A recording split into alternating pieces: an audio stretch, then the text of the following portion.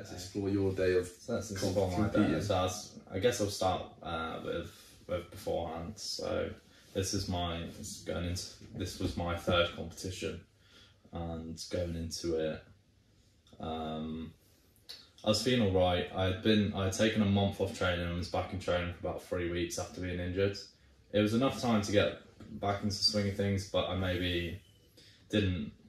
It would have been nice if I was training that whole time, because it felt like before I was building up a bit of momentum, then stopped for a month and then back in training. But I was feeling okay, although I must say I wasn't overly confident in my abilities. Like, I wasn't doing quite as well in sparring sessions in the gym as I would have liked to going into competition, but it was all right. And obviously I had had a jab booster before, like 2 days before the competition. Yeah. So the day before I was a bit feverish, and even the morning of it, I felt a bit better the morning of, but I was still a little bit, it's in my head a little bit. Yeah. And although, I wouldn't say, but my mindset going into it was, okay, this is what it is. And when I was having those kind of thoughts, I was just like, right, I just need to tell them to shut the fuck up. Be like, okay, that's enough is enough. I'm not gonna let it affect my performance. I'm just gonna go in there and do what I can with it. Yeah. So day of the comp felt okay. So we ended up with the comp. Had my first bout. Going into the first bout, I looked across at the guy, and he's not the most intimidating looking guy. I think he was a bit bigger than him. And then we get in here, the bout starts. My coach is encouraging me not to pull guard before the matches, because he thinks obviously in competitions it's quite nice to be on top. Yeah, true. So I'm like, okay, I'm not going to pull guards, but he pulls guard basically straight away. And then I start working a bit of passing, and it was going okay. Looking back at it, I definitely see, watching the videos back, I see what I could do.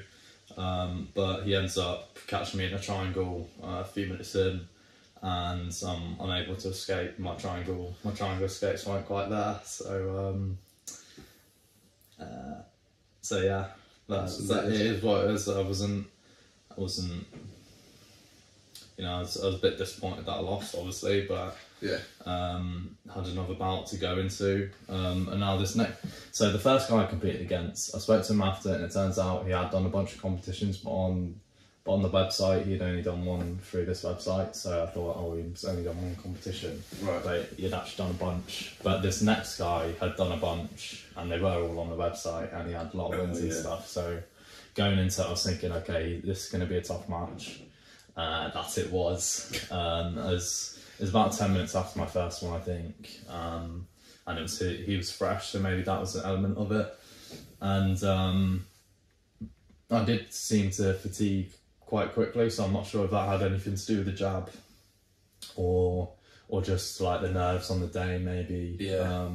It's hard to say. Yeah, it's hard to hard to isolate variables like that. Especially when you're competing at amateur level. You haven't got these doctors testing your energy, in terms of what temperature you are, your heartbeat, glucose levels, and all these things. Yeah, it's hard to find out how do you set up your day to optimize your energy levels. What do you eat in the morning? Exactly. Yeah. All these things, what snacks you have, what time do you wake up, and all this. It's hard to optimize, especially because I think you definitely could do all that stuff yourself, but maybe just take a bit of time to explore, and come to the conclusion that this works, that doesn't. So it's hard to know exactly how much jab affected me, but I felt like in my sparring sessions, like I said, I wasn't that happy with my performances, but I felt my cardio was all right. But I seemed to fatigue quite quick in competition, but that happens sometimes. So yeah, I lose that bout on points. So I'm quite demoralised after those first two bouts. We go and sit outside for a bit. I'm like, fucking can't, because those were gi bouts, so you have the gi in the morning and no gi in the afternoon. And I signed up to both, and I was sort of thinking, fucking, I wish I didn't even sign up to no gi, because just no gi is the suit you wear. and then no Yeah, gi. it's like, You it's wear like like skins. the martial arts uniform. Yeah. And then no gi, you just wear like a pair of shorts and a T-shirt. like a tight top.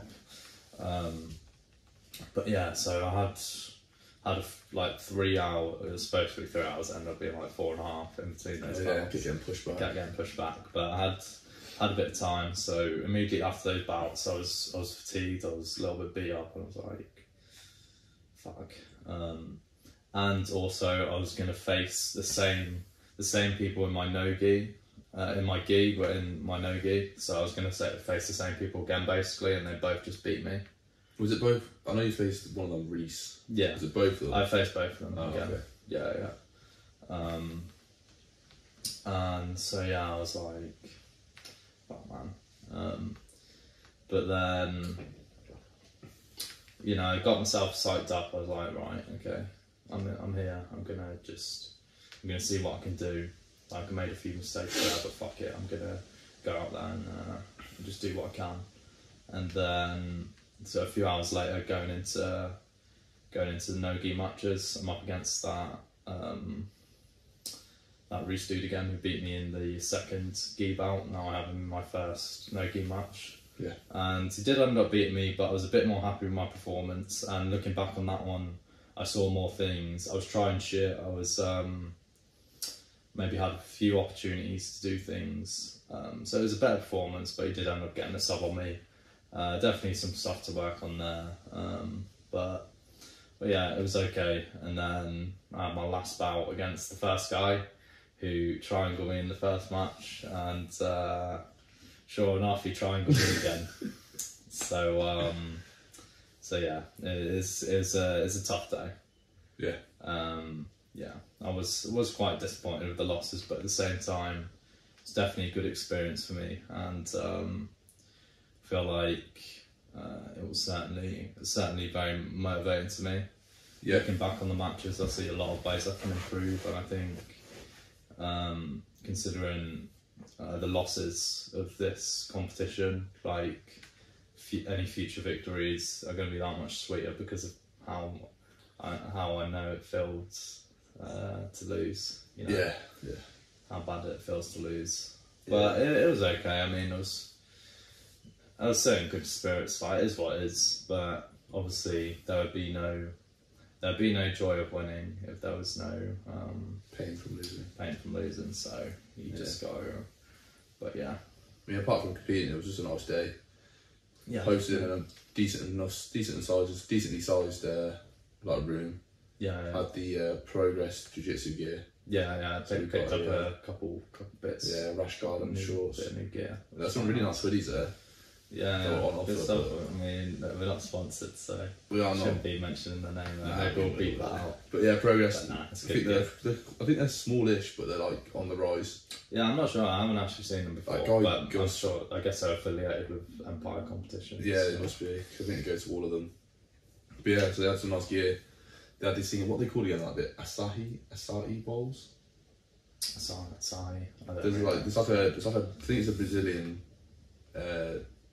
Originally from Brazil dish, and it's like berries mushed into like a sorbet almost, and you have like banana and fruit on top, and then like honey and like desiccated coconut. But that was fucking tasty. Yeah, I didn't have one, so that too.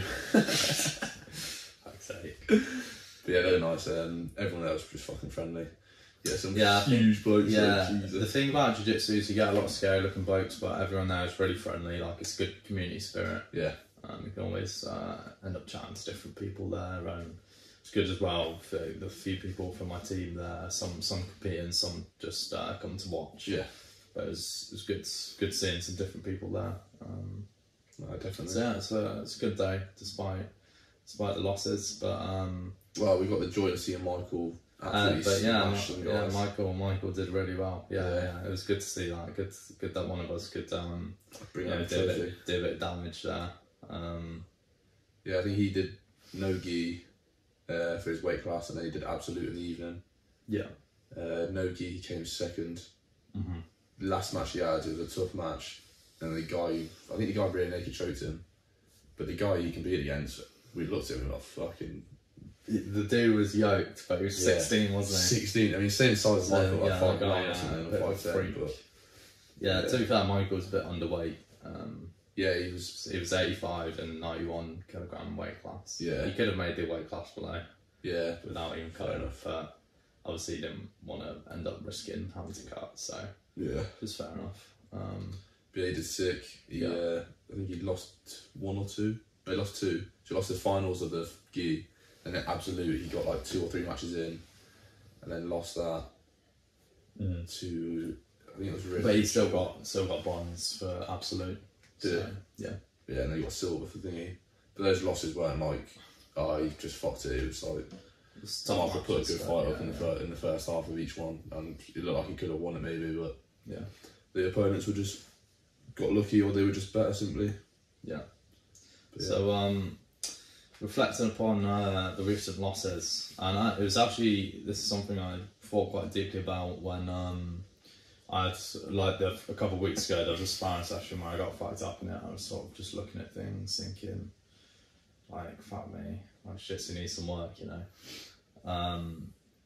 And it comes back to something that Jordan Peterson talked about, and something that was written down long before that, which is the story of Cain and Abel from the Bible. So basically, in Cain and Abel, Abel is a good bloke, and he's got a great life, and everything seems to go right for him. Yeah. And his brother Cain thinks he's maybe working a bit hard, but things aren't going so well for him.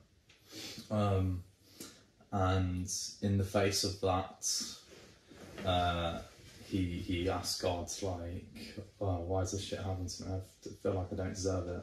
But does he feel like him and his brother have the same sort of output? Yeah. In terms of like... Yeah. In terms of, I guess he just feels a bit hard done by. Right. But then God actually goes, you know, nah, it's your fault. You haven't been doing enough, and you deserve everything bad that's happened to you.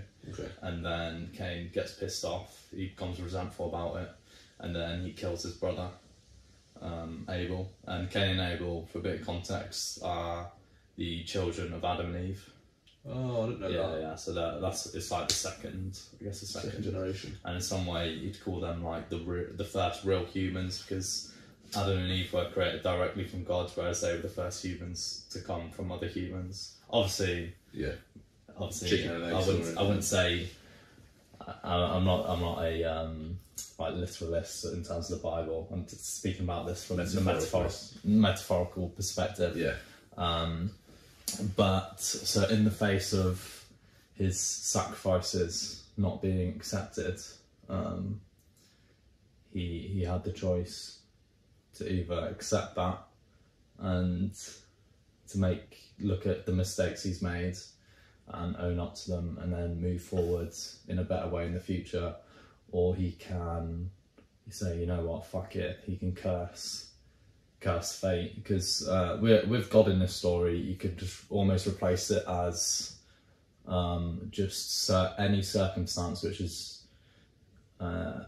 outside your control. That is what God is. Anything outside your control. So in the story, God decided that his sacrifices weren't worth it, but in real life, when you think you're doing something well, but your sacrifices aren't rewarded, like the world is not rewarding your sacrifice, like the world isn't responding the way you want it to. Yeah. So that's a sort of metaphor of God in this context. But you have a choice. You can either say, fuck it, this is unfair, and then what he does is he kills Abel, which is destroying his ideal, because the ideal acts as a judge that he compares himself to, thinking, I wish I was that good. Yeah. But I can't be, and I've determined, and the jump he makes is the reason I can't be. It's because reality is in some way corrupt, and it's not in my control, so he destroys his ideal. And yeah, it's just not so good, really. But the thing I was reflecting on with my jiu-jitsu abilities was I've been training for a couple of years now, and I've been relatively consistent with it, and I feel like I should be getting quite good now, but then but then like a sparring session like that, or the recent competition, it makes you think, like, I'm not being rewarded for the effort I put in. I've not been rewarded for the effort I put in. Yeah. But you when that happens, you have a choice. You can either say that it's unfair, you can say that other people are lucky and that you're unlucky. You can curse gods and you can destroy your ideal. But that's obviously not the path forward. So when you assume it's unfair, you're assuming that the world is corrupt. Yeah. And does that make it almost unlivable? If you take it in like quite a deep sense. So. I guess if you take it all the way, then you'd be like, if I have no agency over my own being, so why does it matter anything I do? Which comes back to nihilism, which is something we spoke about in the first podcast. Check it out. But yeah, in the face of this, I have to think, okay, God isn't accepting my sacrifices, or the world isn't accepting my sacrifices. So the way I do it is I have to look, okay, how have my sacrifices been subpar? What more could I be doing? What reasons are there for why, even though I've been training, I haven't been progressing as well as I could have? And ultimately that's going to lead me to become better at jiu-jitsu, and I guess a better person overall. You know, in the face of adversity, being able to take responsibility for things not going well. We spoke in the last podcast about taking responsibility when something out of your control, which is bad, happens, about how that's the best response, and even if it is unfair, that the best response is to take responsibility. But so this is that exact same idea, but it's in a slightly different context. Of it's not something bad happens, but it's something good doesn't happen, even though you might think you deserve it. Yeah. But I think it's best to adopt a mindset of complete agency over your own life, and to think, if something I wanted to happen doesn't happen, then that's because I didn't do something that I could have done to ensure it does. Or your expectation, or it does come down to a thing of you need to control your expectations, and perhaps you were arrogant to think that you could have gotten rewarded so quickly or progressed so quickly. Yeah. So there's a balance there, but ultimately you need to reflect upon these things and make sure you don't become resentful about not being rewarded in the way you like, and make sure that you don't then go on to destroy your ideal, which for me, like, to destroy my ideal here would be to say, fuck it, I'm just going to quit doing jiu-jitsu because I haven't made a progress. Oh, it's not for me, I'm not gifted, I'm not talented enough. Yeah. But I think ultimately, you know, it's going to benefit me, because people who maybe have it easy in the beginning, they'd maybe slack off later on and never actually be able to go all the way. Whereas when you have it difficult in the beginning, you learn that it is going to be difficult, and in the face of that, you need to take responsibility and do more when you don't get the result you want. So yeah, that's some reflections upon my poor results, and the sort of philosophy I'm trying to implement. Obviously there are moments where I'm like, especially, you know, immediately after, when you're still in the heat of it and you're like, fuck it, you're like, shit, man. Yeah. But that's the mindset I do my best to try and uphold with jiu-jitsu. And that's like, people talk about like the different life lessons you learn from jiu-jitsu, so that's one of them right there for me. Yeah. Which would maybe translate to other things.